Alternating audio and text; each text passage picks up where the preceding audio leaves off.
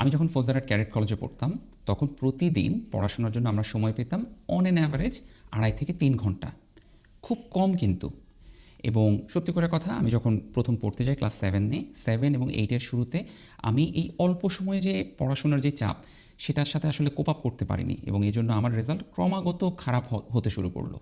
এবং এতটাই খারাপ হতে শুরু করলো, এক পর্যায়ে ক্লাস 8-এর মাঝামাঝি সময়ে আমি বাসায় যখন ক্যাডেট কলেজ থেকে ছুটিতে গেলাম, সেই ছুটিতে গিয়ে আমার আব্বু আম্মুকে বললাম যে আমি আর ক্যাডেট কলেজে ফেরত যেতে চাই না, আমার এখানে পড়াশোনা হচ্ছে না, এবং আমি এখানে আপনার যদি থাকি তাহলে আমার পড়াশোনা হবে না।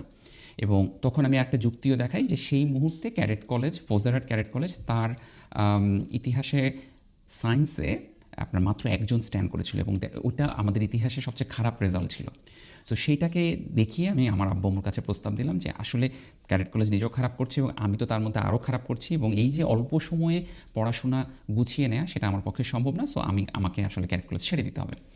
সেই সময় আমার আব্বু আমাকে উপদেশ দেয় যে না, তোমাকে চেষ্টা করতে হবে, এবং যদি একজনও স্ট্যান্ড করে থাকে, তখন স্ট্যান্ড সিস্টেম ছিল, A+ সিস্টেম ছিল না বাই দ্য ওয়ে, তাহলে সেটা তোমাকে করতে হবে। সো তুমি ফেরত যাও। এবং আমি ফেরত গেলাম। ফেরত গিয়ে ওভার দ্য টাইম আমি চেষ্টা করা শুরু করলাম যে আসলেই এই 2-2.5 ঘন্টা 3 ঘন্টার মধ্যে পড়াশোনা করে কিভাবে আসলে ভালো রেজাল্ট করা সম্ভব। যেটা করতে গিয়ে ওভার দ্য টাইম আলহামদুলিল্লাহ আই ডিড দ্যাট। আমি ক্যাডেট কলেজের টপ রেজাল্ট করেছি বহু বছর ধরে, 9, 10, 11, 12। এরপরে ঢাকা মেডিকেল কলেজে চান্স পেয়েছি। So that was a really productive এবং গোল্ডেন টাইম ফর মি। শুধুমাত্র এই কারণে যে অল্প সময়ে কিভাবে আমি পড়াশোনাটা আপনার গুছিয়ে নিতে পারি, অর্থাৎ ফাস্ট লার্ন করতে পারি।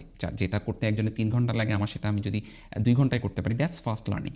এবং ওই যে ফাস্ট লার্নিংয়ের যে টেকনিকগুলো শিখে ফেললাম, সেইটা কিন্তু শুধুমাত্র যে আমাকে ক্যাডেট কলেজে হেল্প করেছে সেটা নয়, সেটা পরবর্তীতে ঢাকা মেডিকেল কলেজ আমাকে সাহায্য করেছে। এরপরে যখন আমি দেশের বাইরে পড়তে আসি, প্রথমে সুইডেনে, তারপরে অক্সফোর্ডে PhD করা, এবং এখন আমি যখন আপনার জব করি অ্যাজ এ রিসার্চার অস্ট্রেলিয়াতে, সবখানে আমাকে প্রচুর পড়াশোনা করতে হয়। এবং I always use those fast learning technique, fast learning যে প্রিন্সিপালগুলো আছে সেটা এখনও অ্যাপ্লাই করে যাচ্ছে। সো সেই ক্যাডেট কলেজে আমি পড়তাম হচ্ছে 1999 থেকে 2005 পর্যন্ত, অর্থাৎ আজ থেকে আপনার 25-26 বছর আগের কথা। সেটা আমি এখনও কাজে লাগিয়ে যাচ্ছি, এবং আজকের এই ভিডিওতে আমি আপনাকে হাতে কলমে বোঝানোর চেষ্টা করব যে কীভাবে আপনি অল্প সময়ে ফাস্ট লার্ন করতে পারেন, অল্প সময়ে জিনিসপত্র আপনি মনে রাখতে পারেন এবং ইফেক্টিভলি মনে রাখতে পারেন। সো আর কথা নয়, আমরা এখন প্রথম পয়েন্টটা নিয়ে আলোচনা করবো, এবং আমি শিওর এই প্রথম পয়েন্টটা বলা মাত্র আমাকে যারা শুনছেন অর্ধেক অলরেডি পালিয়ে যাবেন। কারণ প্রথম পয়েন্টটা হচ্ছে আপনাকে আপনার যে পড়াশোনার যে স্ট্রাগল, সেই স্ট্রাগলটাকে আসলে বাড়িয়ে দিতে হবে। এখন কেন বলছি অর্ধেক মানুষ চলে যাবেন? কারণ আপনি তো এসেছেন ফেসবুকে অল্প সময়ে বা ইউটিউবে অল্প সময়ে একটা টোটকা সাজেশনের জন্য, যেটা আমি আপনাকে ম্যাজিক বুলেটের মতো দেবো, আর আপনি খেয়ে বলবেন এত ইজি ছিল। না, আনফর্চুনেটলি সেই ধরনের ইজি আপনার টিপস যদি আমি দিয়ে থাকি আপনাকে, সেটা হয়তো, এবং এই ধরনের অনেক ভিডিও আসলে আপনার ইন্টারনেটে রয়েছে যেগুলো শুনতে ভালো লাগবে, আপনি অনেক মোটিভেটেড ফিল করবেন, বাট আপনার আসলে কাজে লাগবে না।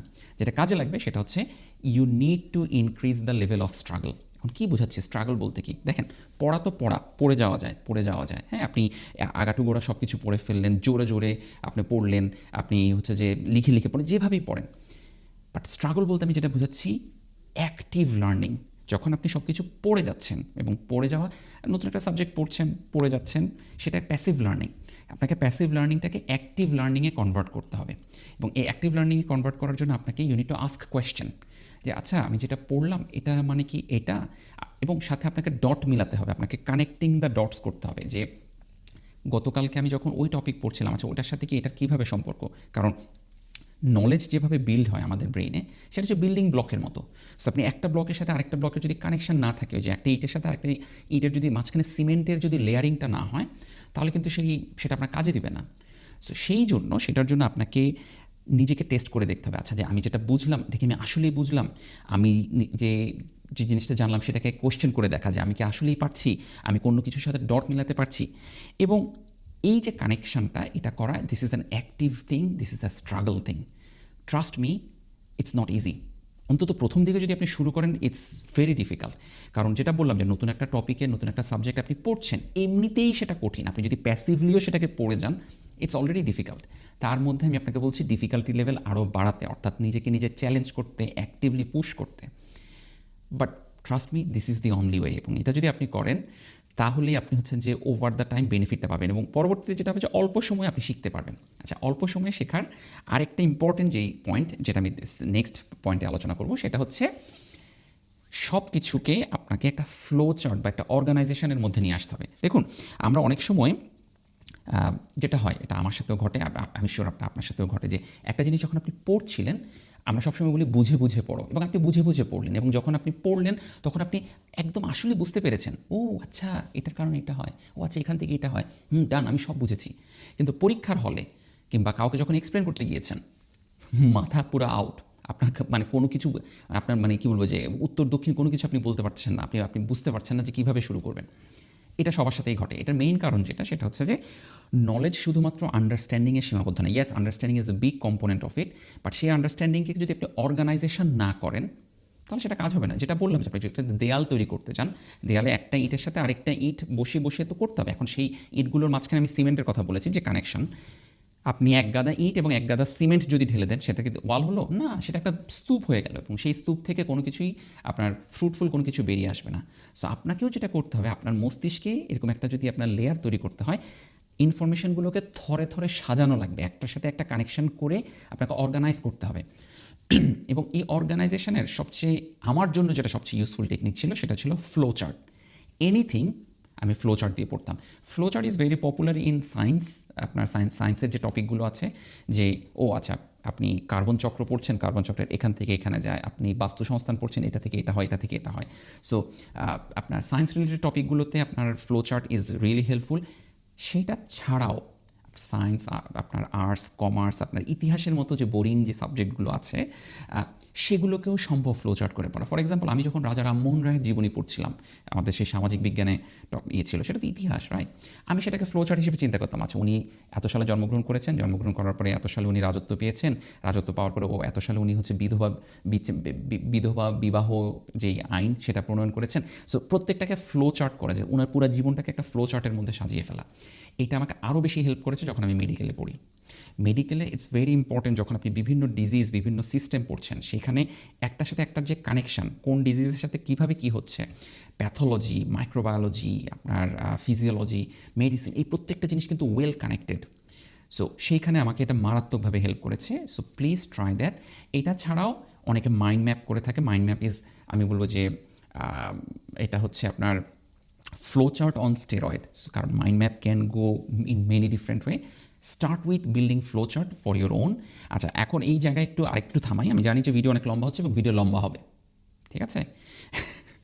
আচ্ছা, যদিও অ্যালগোরিদমে হয়তো আমি ধরা খাবো, বাট আপনার উপকারে লাগবে। আচ্ছা, এই জায়গায় অনেকে অলরেডি চিন্তা করছেন যে আচ্ছা আপনি যে এত কিছু বলছেন, এই যে ফ্লো চার্ট করে পড়া, মাইন্ড ম্যাপ করে পড়া, এগুলো করতে করতে তো সময় চলে যাবে। আমি তো ভিডিওটা দেখা শুরু করেছি, অল্প সময় কীভাবে শিখবো, ফাস্ট লার্ন কীভাবে করবো, এটা তো আমাকে আরও স্লো করে দিবে।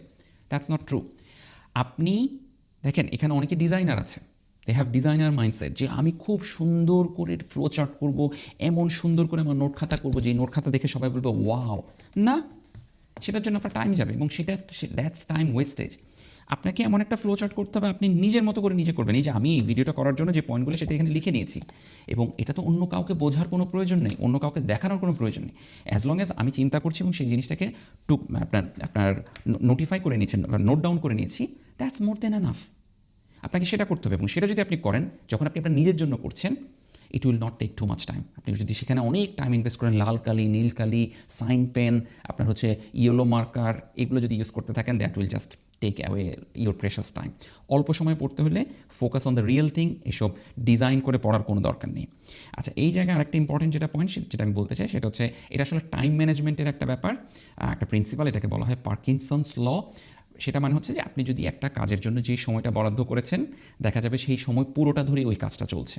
অর্থাৎ একটা কাজ, কথার কথা, আপনাকে এখন একটা ইমেল লিখতে হচ্ছে, আপনি যদি বলেন যে সেই ইমেল লেখার জন্য আমার 5 মিনিট সময়, 5 মিনিটে আপনি ইমেল লিখতে পারবেন। আপনি যদি বলেন এই ইমেল লেখার জন্য আমার 10 মিনিট সময়, তাহলে ইমেলটা 10 মিনিট ধরেই লেখা হবে, যেটা আমাদের সবার সাথেই ঘটে। এটা আসলে টাইম ম্যানেজমেন্টের একটা প্রিন্সিপাল, এবং এই জন্য you need to force deadline on your self.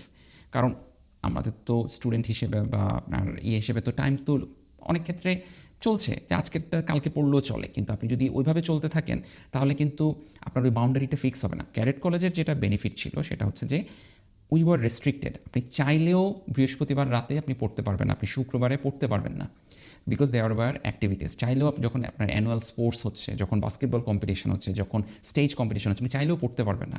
So we were given a very short amount of time. So আমাদের জন্য ডেডলাইন ফিক্স করা ছিল এবং সেইটার মধ্যে আমাদেরকে কাভার করতে হতো পড়াশোনা। আপনি যদি এভাবে নিজের মুখকে নিজের মতো করে টাইমলাইন, ছোটো ছোটো টাইমলাইন ফিক্স করে দেন এবং সেগুলোকে আপনার ফুলফিল করা শুরু করেন, দেখবেন যে আপনার ক্ষেত্রেও এই জিনিসটা খুব কাজে দিচ্ছে। সো যারা সবাই তো আর ক্যারেট কলেজে পড়ছেন না, বাট আপনি আপনার নিজের জীবনে এটা ইমপ্লিমেন্ট করতে পারেন। এবং এটা শুধুমাত্র স্টুডেন্টদের জন্য না, আমরা যারা এখন প্রফেশনাল আমাদের জন্য এটা প্রযোজ্য যে স্পেসিফিক অল্প সময়ে যে আমি আগামী 1 ঘন্টা এই কাজটা করবো এবং সেই 1 ঘন্টার মধ্যে আমি কাজটা শেষ করে আসি। আচ্ছা, নেক্সট যেটা খুব ইম্পর্টেন্ট এবং এটা আসলে আমি ক্যাডেট কলেজ থেকে শেখা, এটা আপনাদের জন্য কাজে লাগবে, সেটা হচ্ছে যখন ক্যাডেট কলেজে তো আমরা সব আপনার ক্লাসমেটরা তো একসাথে থাকতাম, ঠিক না? এটা তো রেসিডেন্সিয়াল। সো ওই সময় যেটা হয় কি যে এক একজনের পড়ার স্টাইল এক এক রকম, এক একজনের পেস এক এক রকম। স্বাভাবিকভাবে মানুষ হিসেবে আমাদের মধ্যে কম্প্যারিজন চলে আসে যে আল্লাহ ও এতটুকু পড়ে ফেলেছে, আমি তো এখনও এতটুকু কাভার করতে পারি, আমি মাত্র সেকেন্ড চ্যাপ্টার, ও তো আপনার 5 চ্যাপ্টার পড়ে ফেলেছে। অথবা যে ও আমার থেকে বেশি জানে, এ কম জানে, এই এক ধরনের যে কম্প্যারিজন অন্যের সাথে, সেটা চলে আসে। বাট প্লিজ মনে রাখবেন, এই ধরনের comparison it's not helpful. You need to focus on your own learning. কারণ প্রত্যেকের হাতের 5 আঙ্গুল যেরকম সমান নয়, সবার লার্নিং স্টাইল, লার্নিং স্পিডও সমান নয়। আপনাকে যেটা অপটিমাইজ করতে হবে সেটা হচ্ছে আপনাকে আপনার স্কিলটা, আপনার যে স্টাইলটা, সেটাকে অপটিমাইজ করতে হবে। আমি আজকে XYZ এর মতো করে যদি পড়া শুরু করি, সেটা আমার জন্য ন্যাচারাল হবে না। আপনাকে আপনার নিজের ন্যাচারাল স্পিডটাকে বাড়াতে হবে। So always focus on your self, always focus on your own learning, don't compare with others. আচ্ছা, আরেকটা খুব ইম্পর্টেন্ট যেটা ব্যাপার, সেটা হচ্ছে যে খুব আর্লি স্টেজে যে কোনো জিনিস যখন আপনি শেখা শুরু করছেন, খুব আর্লি স্টেজে আপনি হয়তো স্টাক হয়ে গিয়েছেন। আমরা অনেক সময় ডিলে করি কারো থেকে হেল্প নেওয়ার ক্ষেত্রে, যে আমি ঠিক বুঝছি না, বা এই জিনিসটা জানার জন্য আরেকজনকে জিজ্ঞেস করা, বা স্যারকে জিজ্ঞেস করা, অথবা ফ্রেন্ডদেরকে জিজ্ঞেস করা। আমরা এই হেল্পটা নিতে দেরি করি। দেরি করবেন না। অ্যাজ আর্লি অ্যাজ পসিবল আপনি কোনো একটা জায়গায় স্টাক হয়ে গিয়েছেন, ডোন্ট ওয়েস্ট ইউর টাইম। কারণ আপনার টাইম ওয়েস্ট করার টাইম কোথায় বলেন? সাথে সাথে কারোর সাথে কথা বলেন, সেটা ফ্রেন্ড হোক, সেটা আপনার টিচার হোক, তাদেরকে জিজ্ঞেস করুন যে আমি এইটা আসলে কীভাবে সলভ করব। এবং অনেক ক্ষেত্রে যদি ফ্রেন্ড টিচার না থাকে, ইনফ্যাক্ট আমি জানি এর কথা বললে অনেকে একটু ব্রু কুচকে দেখবেন, ইনফ্যাক্ট অনেক ক্ষেত্রে গাইড বইও অনেক হেল্পফুল। এবং আমি আমার স্টুডেন্ট লাইফে অনেক সময় গাইড বইয়ের হেল্প নিয়েছি। বাট গাইড বই অনেকে ব্যবহার করে নিজেকে চিট করার জন্য, অর্থাৎ নিজে চেষ্টা না করে গাইড বইয়ের উপর দিয়ে চালিয়ে দেওয়ার জন্য। বাট মানে আপনি নিজেকে চিট করার জন্য যদি ব্যবহার করেন, তাহলে যে কোনো কিছুই আপনি এই যে ফোনটা ব্যবহার করছেন, সেটাও তো চিটিংয়ের জন্য ইউজ করা যেতে পারে, যে আপনি নিজেকে চিট করছেন, পড়াশোনা না করে টাইম ওয়েস্ট করছেন। বাট আপনি যদি চান এটাকে ভালো কাজেও ব্যবহার করতে পারেন। সো একইভাবে গাইড বই itself is not a bad thing. আপনি যদি এটাকে ব্যাডভাবে ইউজ করেন, দ্যাটস রং। আপনি যদি নিজে চেষ্টা না করে গাইড বইয়ের উপরে নির্ভর করেন, দ্যাটস রং। বাট আপনি নিজে চেষ্টা করছেন and somehow you got stuck, তখন আপনি গাইড বইয়ের হেল্প নিয়েছেন। অ্যান্ড লুক, আমি আমার জীবনে বহু স্টুডেন্ট দেখেছি, ঠিক আছে, ভালো স্টুডেন্ট দেখেছি, অনেক ভিন্ন ভিন্ন রকমের, হ্যাঁ। And many of them, actually not many, all of them actually took help from guide books. So সেটা আমি যেটা বললাম, গাইড বুকই লাগবে সেটা নয়, গাইড বুক, আরেকজন ফ্রেন্ড, সিনিয়র বড় ভাই, বড় আপু, স্যার, এবং কি বাসায় যদি কেউ হেল্প করার থাকে তার সাথে কথা বলুন এবং as early as possible help নেওয়ার চেষ্টা করুন। সো আজকে আশা করি এই টিপসগুলো আপনার কাজে লাগবে। ভিডিও অনেক লম্বা হয়ে গিয়েছে, এই যে এতক্ষণ লম্বা সময় ধরে ভিডিও দেখছেন, এটাও এক ধরনের মেন্টাল এক্সারসাইজ আপনার কনসেন্ট্রেশন রাখার জন্য, কনসেন্ট্রেশন ধরে রাখার জন্য। এবং আমি জানি আমার ভিডিওগুলো খুবই খুবই মেরে খুবই ব্লান্ট, এখানে কোনো অ্যানিমেশন নাই, কোনো আপনার এদিক থেকে ওদিক থেকে কিছু ভেসে আসছে না, আমি একাই কথা বলে যাচ্ছি। আমি জানি এতক্ষণ কনসেন্ট্রেশন ধরে রাখা কঠিন, but take it as an exercise, take it as a gym, যে আপনি সেখানে আপনার কনসেন্ট্রেশন বিল্ড করার জিম তৈরি করছেন। এনিওয়ে, আশা করি এই টিপসগুলো আপনার কাজে লাগবে। Good luck with your studies. সবাই ভালো থাকবেন। আসসালামু আলাইকুম।